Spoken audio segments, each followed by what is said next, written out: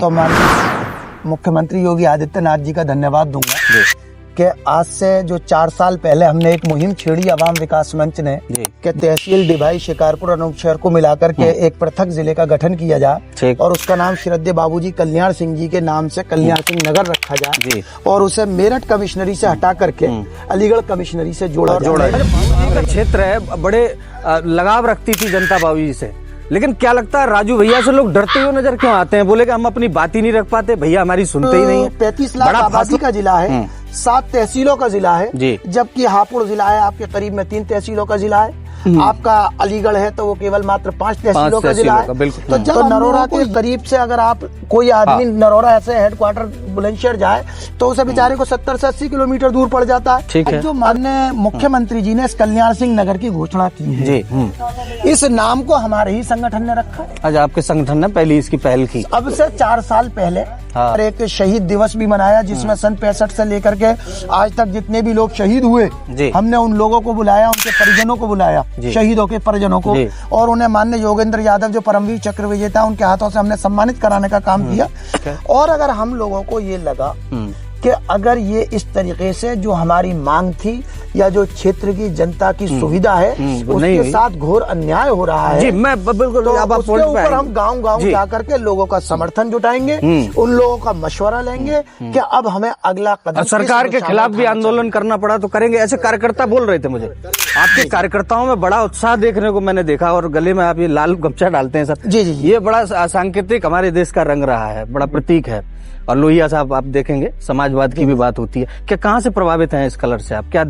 दोस्तों नमस्कार, आज हमारे साथ में मुईब खान साहब मौजूद हैं जो कि युवाओं का प्रतिनिधित्व करते हैं और जनता के बीच में डिवाई को जिला बनाने की मुहिम में अपना महत्वपूर्ण योगदान दे रहे हैं। सर आपका बहुत बहुत स्वागत करता हूं, आपने समय दिया, बहुत कीमती समय दिया। कैसे देखते हैं आज हमने जो भी बातचीत की है, रैंडम कुछ पहुंचा है लोगों तक? बिल्कुल पहुंचा है और हम तो आपसे ये उम्मीद करते हैं कि आपके माध्यम से जिन लोगों तक हमारी बात नहीं पहुंच पा रही उनको जी सरकार सर डिवाई और बुलंदशहर की जब भी हम बात करते हैं तो बहुत सारे आंदोलन इस दौरान देखने को मिले हैं। कोई आधुनिकीकरण की बात करता है, कोई कहता है जिला बनना चाहिए। कैसे देखते हैं आप इसको? कहाँ रुकावट आ रही है? क्या समर्थन नहीं मिल पा रहा है आम जनता का? देखिएगा, मैं सबसे पहले तो माननीय मुख्यमंत्री योगी आदित्यनाथ जी का धन्यवाद दूंगा जी कि आज से जो 4 साल पहले हमने एक मुहिम छेड़ी अवाम विकास मंच ने जो गठन करने के बाद अपने संगठन का कि तहसील डिभाई शिकारपुर अनूप शहर को मिलाकर के एक पृथक जिले का गठन किया जाए और उसका नाम श्रद्धेय बाबूजी कल्याण सिंह जी के नाम से कल्याण सिंह नगर रखा जाए और उसे मेरठ कमिश्नरी से हटा करके अलीगढ़ कमिश्नरी से जोड़ा जाए। ये मांग रही है। लोगों ने जिसके भी माध्यम से ज्ञापन दिए और इसमें मैं माननीय राजू भैया का भी धन्यवाद दूंगा कि उन्होंने भी जब हमने उन्हें ज्ञापन दिया, हमने अपनी बात उनके समक्ष रखी तो उन लोगों ने इस हमारी मांग को आगे बढ़ाया और आगे बढ़ाते हुए माननीय मुख्यमंत्री जी ने इस पर संज्ञान लेते हुए उनका हम बारंबार धन्यवाद मैं दूंगा कि हमारे इस रखे हुए नाम को बाबूजी कल्याण सिंह जी के नाम से जिला बनाया जाए। इस नाम को उन्होंने आगे बढ़ाया और नए बाबूजी का क्षेत्र है, बड़े लगाव रखती थी जनता बाबूजी से, लेकिन क्या लगता है राजू भैया से लोग डरते हुए नजर क्यों आते हैं? बोले कि हम अपनी बात ही नहीं रख पाते, भैया हमारी सुनते ही नहीं है। बड़ा फासला सा नजर आता है आम कार्यकर्ता में, क्या महसूस करते हैं? क्योंकि मैं आम जनता के सवाल लेता हूं सर, क्या राजू भैया का रुख और कल्याण सिंह जी के रुख में कोई अंतर देख पाते हैं? क्या कनेक्टिविटी मिल रही है? देखो ऐसा है, राजू भैया जो है उनसे मेरे व्यक्तिगत ज्यादा मामला नहीं रहे हैं, ठीक है। तो मैं इस बारे में ये कहूँ, अगर जब किसी आदमी से वार्तालाप होती है तो उसका अंदाजा लगाया जा सकता है। हमने 1-2 दफे सलाम दुआ हुई है और हमने ज्ञापन वगैरह दिया, अपनी बात कही तो उन्होंने हमारी बात बड़ी अच्छे तरीके से सुनी जी और माननीय मुख्यमंत्री जी तक पहुंचाई और उसी का आज ये हमें परिणाम देखने को मिल रहा है, जिसके लिए हम गांव-गांव गली-गली शहर-शहर अब से 4 साल पहले पूरे क्षेत्र में लोगों को जगाते फिर रहे थे कि तहसील डिवाई शिकारपुर अनूप शहर को मिलाकर के श्रद्धेय बाबूजी कल्याण सिंह जी के नाम से कल्याण सिंह जिले का मैं जब आपसे चर्चा कर रहा था सर, आप युवा है, राज्य सचिव भी हैं, तो आपने बाबूजी और कल्याण सिंह जी के परिवार से ही अपनी बात को रखना प्रारंभ किया, तो ये यहाँ की मिट्टी में उनका काम दिखाई देता है? आपको लगता है आप उनसे जुड़ पाते हैं या उनसे उम्मीद है या आम जनता को और अभी प्रयास करने की आवश्यकता है? मैं खुल करके बातचीत करूं सर, क्योंकि ये मंच जो है ना, बड़ा स्वतंत्र होकर के पूछना चाहते हैं क्या दिक्कत कहाँ आ रही है? फिर क्यों नहीं जिला बन जाता साहब? फिर क्यों इतनी लंबी पैरवी करनी पड़ती है? आम जनता को रोड पे आना पड़ता है? अब आप बताइए सर, स्वतंत्र आम जनता को रोड पे इसलिए आना पड़ता है जब किसी भी व्यक्ति को किसी चीज की जरूरत महसूस होती है, ठीक है, है नहीं, तो वो अपनी बात अपने किसी न किसी तरीके से तो सरकारों तक पहुंचाएंगे। ठीक। और जब तक सरकार तक हमारी मांग या हमारी बात नहीं पहुंचेगी तो सरकार को कैसे मालूम पड़ेगा हमें किस चीज की जरूरत है। जी ठीक है। तो जब हम लोगों को ये मालूम पड़ा या हम लोगों को ये महसूस हुआ कि बुलंदशहर जिला जो है वो 4441 वर्ग मील में फैला हुआ जिला है जी, और 35 लाख आबादी का जिला है, 7 तहसीलों का जिला है, जबकि हापुड़ जिला है आपके करीब में 3 तहसीलों का जिला है। आपका अलीगढ़ है तो वो केवल मात्र 5 तहसीलों का जिला है। तो जब हम लोगों को ये लगा कि अगर इसका एक अलग तरीके से गठन करके 3 तहसीलों को मिला करके, जिसके लिए आपको अगर जिला हेडक्वार्टर पर जाना पड़ता है तो नरोरा के करीब से अगर आप कोई आदमी नरोरा ऐसे हेडक्वार्टर बुलंदशहर जाए तो उसे बेचारे को 70 से 80 किलोमीटर दूर पड़ जाता है। ठीक है। अगर उसे क्या नाम है कमिश्नरी कोई काम पड़ता है, अगर उसे कमिश्नरी पर जाना पड़ता है तो उसे 150 किलोमीटर के लगभग में दूरी पड़ती है, जिसमें कि जहां से आप बैठे हैं आवाम विकास मंच के कैंप कार्यालय पर, यहाँ से अगर मैं ही जाने लग जाऊं अगर अभी कमिश्नरी के किसी काम से और मेरे पास में अगर अपना साधन ना हो, मैं बस से या किसी से जाने लगूं, ये बड़ी समस्या रही है इस जिले की और इस क्षेत्र की बड़ी समस्याओं में आती है। मुझे पूरा दिन लग जाएगा, बिल्कुल पूरा दिन आना जाना, सुबह से मुझे निकलना पड़ेगा और उसके बाद में भी जिस काम से मैं जा रहा हूँ अगर कोई अधिकारी किसी बिना पर नहीं बैठ पाए या नहीं हो पाए तो फिर मुझे आते आते रात हो जाएगी। फिर अगले दिन आपको दौड़ लगा। यहाँ से 20 किलोमीटर की दूरी पे कमिश्नरी की दूरी लग जाती है।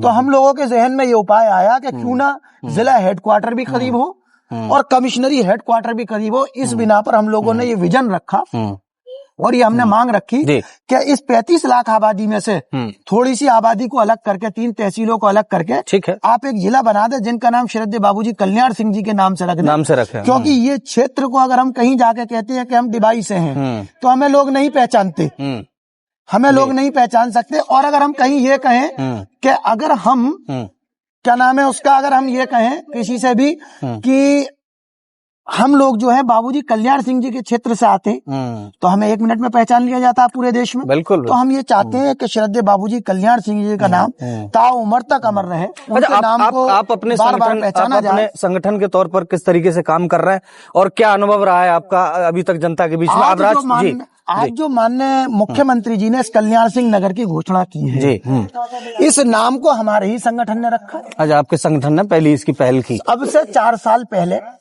माननीय राजू भैया जी ने तो अगस्त में अपना पत्र दिया माननीय मुख्यमंत्री जी को, जब 19/12/2024 में जिस दिन माननीय राजू भैया ने अखिल भारतीय कल्याण महासभा का गठन किया, उस गठन में हम लोगों ने उन्हें उसी दिन साक्षी महाराज जी को, उसी दिन हमने राजू भैया जी को, उसी दिन हमने सीपी सिंह विधायक जी को, उसी दिन स्याना विधायक जी को ज्ञापन दिया। तो उसके बाद में उन लोगों के भी जहन में हमारी बात आई और उन लोगों ने इस मांग को आगे बढ़ाया। हम लोग 4 साल से गांव-गांव, शहर-शहर, गली-गली, मोहल्लों में जाकर के हम लोगों ने लोगों को जागरूकता अभियान चलाए। हमने उसके माध्यम से यहाँ पर एक शहीद दिवस भी मनाया जिसमें सन 65 से लेकर के आज तक जितने भी लोग शहीद हुए हमने उन लोगों को बुलाया, उनके परिजनों को बुलाया, शहीदों के परिजनों को, और उन्हें माननीय योगेंद्र यादव जो परमवीर चक्र विजेता उनके हाथों से हमने सम्मानित कराने का काम किया। तो हमारा कहना यह है कि माननीय मुख्यमंत्री जी का और राजू भैया का बहुत बहुत आभार। सर, जिला बनाने की आवश्यकता इसलिए पड़ती है कि युवाओं को रोजगार नहीं मिल पा रहा, क्षेत्र में फैक्ट्रियां नहीं है, युवा यहाँ से नोएडा जाता है और दिल्ली जाकर के अब काम करता है, एक संघर्ष की स्थिति बनी हुई। आप कैसे देखते हैं इसको और गंभीरता से क्या कहना चाहेंगे? जी देखिएगा, जिला जो बनाया जाता है, जब जिले का गठन होता है तो ये तो स्वाभाविक बात है कि वहां पर रोजगार आते हैं, ठीक है। लेकिन जिले या छोटी तहसीलें, इनका जो बनाने का जो मैंने अब तक समझा है उसका विजन ये है कि जो 35 लाख आबादी को एक डीएम या एक एसएसपी देख रहा है, उसके ऊपर प्रशासनिक और कानूनी व्यवस्थाओं को देखने का जो लोड है, अगर इसमें से 30 से 35 लाख आबादी में से 10 से 15 लाख आबादी को अलग कर दिया जाएगा तो इसी 35 लाख आबादी में जब आज एक डीएम एक एसएसपी देख रहा है, कल को इसी आबादी को 2 डीएम 2 एसएसपी देखेंगे तो कानूनी एतबार से और प्रशासनिक के एतबार से व्यवस्थाएं अच्छी होंगी और व्यवस्थाएं बेहतर होंगी। और जिसके लिए अगर किसी को जिला हेडक्वार्टर पर पहुंचने के लिए 50 किलोमीटर, 60 किलोमीटर, 70 किलोमीटर दूरी में जाना पड़ रहा है, अगर आपको वही हेडक्वार्टर 10 से 15 किलोमीटर, 20 किलोमीटर की दूरी में मिलेगा तो आप जाहिर सी बात है आसानी से सुविधा पर पहुंच सकेंगे। और जिस कमिश्नरी के लिए हमारी एक डिमांड इसके साथ साथ ये भी है कि इस क्षेत्र को कमिश्नरी मेरठ से हटा करके अलीगढ़ कमिश्नरी से जोड़ा जाए, क्योंकि हम अलीगढ़ की सरहद से हमारी तहसील लगती है, ये और हमें जाना पड़ता है, क्या नाम है उसका, मेरठ। मेरठ जाना पड़ता और बहुत लंबी दूरी, और जी जिनके पास सुविधाएं नहीं है, जो बसों से ट्रेवल करते होंगे या और वाहनों, कितनी तकलीफ का सामना करना पड़ता होगा। जी, तो इसी मांग को हम आगे बढ़ाते हैं। हमारी मांग ये है कि नए जिले। अच्छा, आप चुनाव लड़ेंगे भविष्य में कभी? नहीं, मेरा ऐसा कोई चुनाव लड़ने का कोई विजन नहीं। अच्छा, मैं सामाजिक, बड़ी आपकी तारीफ सुन रहा था एज ए जर्नलिस्ट सर। मैं यहाँ आया, जब मैं आसपास गया, लोगों से मिला, तो लोगों ने कहा बड़ा प्रभावी व्यक्तित्व है आपका। नहीं, ऐसा कुछ नहीं है। लेकिन मैं समाज सेवा को प्राथमिकता देता हूँ। और मैं ये चाहता हूँ, देश में समाज सेवी चुनाव लड़े तो बुराई क्या हो सकती है? अच्छे आदमी खुल करके बोलता ही नहीं देखा मैंने कभी कि हाँ मैं चुनाव लड़ूंगा कभी, ऐसा क्यों नहीं होता? ऐसा है, चुनाव लड़ने में और समाज सेवी में मैंने दो चीजों को समझा जी, कि जब हम चुनाव लड़ते हैं तो देश की स्थिति ऐसी बन गई कि बिना किसी पार्टी के सिंबल के लड़ नहीं पाते हैं। तो वहाँ हमें कहीं ना कहीं विचारधारा को घोट करके रहना पड़ता है। और जब मैं समाज सेवा के रूप में हूँ तो मैं सही बात को सही कहने के लिए स्वतंत्र रहता हूँ। वो भले ही हम कहते रहे कितना भी कि मैं पार्टी में रह करके भी सही बात कह सकता हूँ, लेकिन कहीं ना कहीं मैं विचारधारा से अलग नहीं जा सकता। ये लड़ाई है। इसीलिए ये मेरा मानना ये है कि हम समाज सेवी के रूप में ही कार्य आपको क्षेत्रीय मुद्दों को छोड़ करके उन राष्ट्रीय पार्टी के द्वारा संगठित किए गए मुद्दों पर काम करना होता है और आप विकास से वंचित हो जाते हैं, ऐसा कहना चाह रहे हैं? जी, मेरा मानना यही है, सोचना मेरा यही है कि हम जो है कहीं ना कहीं, ये तो आप भी जानते हैं कि कहीं ना कहीं फिर कुछ हमें गाइडलाइन का पालन करना पड़ेगा। कहीं वो हमारी पार्टी के खिलाफ बात ना हो जाए, कहीं हमारे बड़े नेताओं के खिलाफ बात ना हो जाए, और वो बात वाकई जनता के हक की हो तो साहब की हजूरी तो करनी पड़ती है। तो साहब जो आदेश देंगे और फरमान होगा तो वो तो जाहिर सी बात है। अच्छा सर, यहाँ जो युवाओं की स्थिति, मैं युवाओं से कई बार मैंने यहाँ रिपोर्टिंग की है, बुलंदशहर भी आया, डिवाई भी गया, आपके यहाँ भी आना हुआ है, तो मैं युवाओं की बड़ी तकलीफ सुनता हूँ। वो कहते हैं साहब हम पढ़े लिखे हैं, हमने ग्रेजुएशन कर रखी है ना, किसी ने इंजीनियरिंग कर रखी है, लेकिन यहाँ मजदूरी करने के लिए बेचारे विवश हो जाते हैं, खेत में काम कर रहे हैं, रोजगार नहीं है। कैसे देखते हैं, क्या कभी तस्वीर बदलेगी? बिल्कुल बदलेगी। अगर अभी जिला बन जाए जी, तो मेरा मानना यह है कि अगर जिला हेडक्वार्टर डिबाई को बना दिया जाए जी, तो जब जिला हेडक्वार्टर डिबाई को बनाया जाएगा तो इसके करीब के जितने भी आसपास के गांव हैं और पूरे जिले में जी, तो बहुत सारे ऐसे लोगों को नए रोजगारों का अवसर प्रदान होगा। जिस छोटे से काम के लिए उसे बेचारे को नोएडा, दिल्ली, गाजियाबाद जाकर के मजदूरी करनी पड़ रही है, काम करना पड़ रहा है, चाहे वो काम वो ही करे जी। अगर अभी जिला हेडक्वार्टर बनता है जी, तो मुझे लगता है कि यहाँ बहुत सारे लोगों को स्टेशनरी की दुकान करने का मौका मिलेगा, बहुत अवसर मिलता है, वकालतों के दौर अवसर बढ़ेगा, वकीलों के पास में काम करने का मौका मिलेगा। जिला हेडक्वार्टर पे आप जानते ही हैं कि बहुत सारे कामों के लिए लोग आते हैं जाते हैं, तो उन्हें कहीं ना कहीं रोजगार का अवसर जो उन्हें 50 से 60, 100, 150 किलोमीटर दूरी पर जाने के बाद मिल रहा है, वो 10 से 15 किलोमीटर की दूरी में उन्हें रोजगार का अवसर मिल सकता है। ये इससे कुछ लाभ मिलने वाला बिल्कुल मिलेगा साहब। आप जहां पर भी देखिएगा जिला हेडक्वार्टर। इस देश में सर महिला सशक्तिकरण जैसे मुद्दों की हम वकालत करते रहे सदियों से, लेकिन महिलाओं के उत्थान के लिए बहुत कारगर काम करते हुए दिखाई देते हैं हम लोग। लगता है आपको कुछ सुधार हो रहा है? देखिएगा कुछ, देखिए मैं समग्रता पे बात करूं, मैं मुद्दे से नहीं भटक रहा हूं, लेकिन मैं आपके विचार जानना चाहूंगा जी। कुछ पहले के मुकाबले जब जागरूकता आई है तो कहीं ना कहीं उन्हें हिस्सेदारी में प्रतिनिधित्व मिला। और जो बंदिशें महिलाओं के ऊपर पहले थी और जब वो, मैं तो यही कहूंगा कि जब वो शिक्षा की तरफ अग्रसर हुई हैं तो उन्हें अपने हक और हुकूक मिलने लगे। अच्छा, आपने 2-3 बार जिक्र किया कल्याण सिंह जी का, उनके परिवार का, राजू भैया का। अगर इस दिशा में काम नहीं होता है ना, सरकार से उम्मीद रखते हैं आप क्योंकि आप साथ में हैं, तो फिर क्या आपकी स्ट्रेटेजी क्या होगी? फिर क्या करेंगे? आंदोलन का रूप लेंगे कि आम जनता से और बात करेंगे? कैसे करेंगे इसको? अगर सफलता नहीं मिलती है तो आपकी आगे की रणनीति? आंदोलन तो कर ही रहे जी, लेकिन हम लोग ये चाहते हैं कि हम लोग सांकेतिक रूप से शांति व्यवस्था से अपने आंदोलनों को आगे बढ़ाएं। और अगर हमें ये लगेगा कि ये डिबाई की जनता के साथ और हमारी मांग के साथ अन्याय हो रहा है, क्योंकि मेरा मानना ये है, मैं आपको यही एक बात क्लियर कर दूं कि देखिएगा बुलंदशहर ऑलरेडी 7 तहसीलों का जिला है और अलीगढ़ आपका 5 तहसीलों का जिला है। आप चाहते हैं अतरौली को भी जिले में, नवसर्जित जिले में बड़ा जोड़ा जाए, तो आप अलीगढ़ को, अतरौली को जोड़ दें तो अलीगढ़ में भी 4 तहसील रह जाएंगे, और बुलंदशहर की 3 तहसील काट लें तो बुलंदशहर में भी 4 तहसील रह जाएंगी। और अगर हम लोगों को ये लगा कि अगर ये इस तरीके से जो हमारी मांग थी या जो क्षेत्र की जनता की सुविधा है उसके साथ घोर अन्याय हो रहा है जी, मैं बिल्कुल तो उसके ऊपर हम गांव-गांव जाकर के लोगों का समर्थन जुटाएंगे, उन लोगों का मशवरा लेंगे कि अब हमें अगला कदम सरकार के खिलाफ भी आंदोलन करना पड़ा तो करेंगे। ऐसे कार्यकर्ता बोल रहे थे मुझे, आपके कार्यकर्ताओं में बड़ा उत्साह देखने को मैंने देखा और गले में आप ये लाल गमछा डालते हैं सर। जी, ये बड़ा सांकेतिक हमारे देश का रंग रहा है, बड़ा प्रतीक है। और लोहिया साहब आप देखेंगे समाजवाद की भी बात होती है, क्या कहाँ से प्रभावित हैं इस कलर से, आप क्या देखते हैं इसमें? ये ऐसा है, ये जो कलर है इसमें बहुत सारी चीजें जी हमने सोच समझने के बाद में इस कलर को रखा और इसकी पहचान थोड़ा सा यहाँ जो और संगठन है जिससे उनसे और हमारी पहचान में थोड़ी भिन्नता रहे। ठीक है कि किसानों से वैसे तो हम जुड़े हुए लोग हैं तो हमने हरे कलर को नहीं पसंद किया इसलिए कि क्या नाम है वो कहीं ना कहीं मिलावट में आ जाएगा। हरा रंग तो हमारा जो मेन मकसद है वो तो ये है कि हमारी अपनी एक अलग पहचान की वजह से हमने इस कलर इसको कलर को रखा है। ये कलर की जो बात है ना सर, सभी पार्टियां अपना सिंबल रखती हैं और देश में एक अलग तरीके की राजनीति प्रारंभ हुई इस दौरान। आपने देखा 13-14 के बाद? जी जी जी। क्या आप देख पाते हैं कि कुछ बदलाव हुआ है पॉलिटिक्स में या फिर नेतृत्व में कुछ और परिवर्तन देखने को मिलेगा भविष्य में? एक युवा नेता हैं आप। देखिएगा, युवा नेता नहीं मतलब युवा समाज सेवी के हैं आप। समाज सेवी के लिए तो जो है क्या नाम है परिवर्तन जब से मुल्क आजाद हुआ कुछ ना कुछ अपने अपने दौर में होते रहे और आगे आने वाले दौर में भी होते रहेंगे और परिवर्तन होते भी रहने चाहिए। हम सबको कछुए की चाल वाली कहानी बहुत पसंद है ना, क्योंकि खरगोश और कछुए की रेस होगी तो कछुआ ही जीतेगा। तो हम सब बड़े सुस्त लोग हो गए। हमें मुझे ऐसा लगता है सर युवाओं को थोड़ा और मोटिवेशन की जरूरत है, थोड़ा और नए मार्गदर्शन की आवश्यकता है।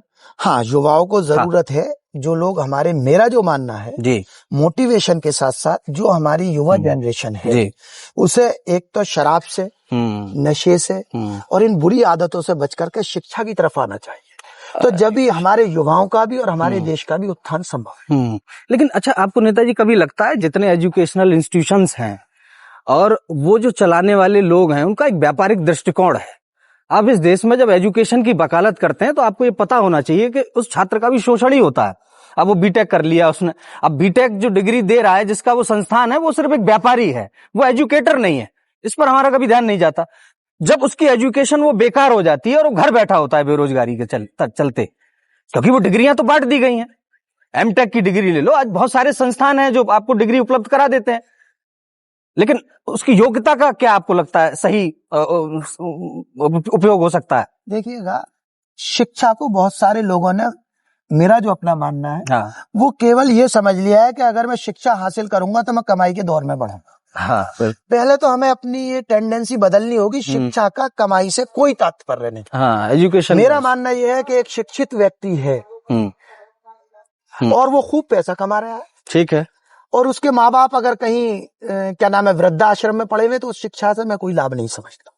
शिक्षा का सबसे पहला जो मोटिव है वो ये है मेरे अपने नजरिए में, ठीक है, कि शिक्षा से हमारे अंदर एक ज्ञानता बढ़नी चाहिए, योग्यता बढ़नी चाहिए। शिक्षा से हमें ये अच्छे और बुरे की पहचान हमारी समझ में आनी चाहिए और जब हमें अच्छे और बुरे की ये सारी चीजें पहचान हमारे जहन में आएंगी तो मैं ये समझता हूँ कि हम लोग, अगर उसकी नौकरी नहीं लगी लेकिन वो शिक्षित है तो एक कारोबार तो अच्छी तरीके से कर सकता है, और एक अशिक्षित है और आपके युवाओं की तकलीफ रही है नेताजी। जी, मैं ऐसे युवाओं को जानता हूँ पीएचडी हैं, शादी नहीं हो रही क्योंकि नौकरी नहीं है।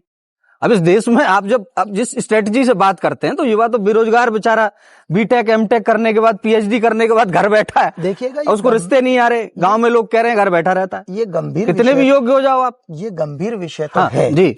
लेकिन अगर वो ये सोच रहा है कि मेरे रिश्ते, मैं पीएचडी हूँ, ठीक, रिश्ते के ताल्लुक से वो, अभी जैसे आपने कहा कि बेरोजगारी, ठीक है, अभी आपने कहा कमाई के एतबार से शिक्षा को लोग जोड़ रहे हैं। यही लोगों की कहीं ना कहीं समाज में ये भी एक फैली हुई एक गलत सोच है। लोगों का सोचना ये है कि लड़की अच्छी है, बेचारी ठीक है, अच्छा परिवार है, परंतु वो उसका स्तर अपने उस दूसरे दौर से नाप रहा है।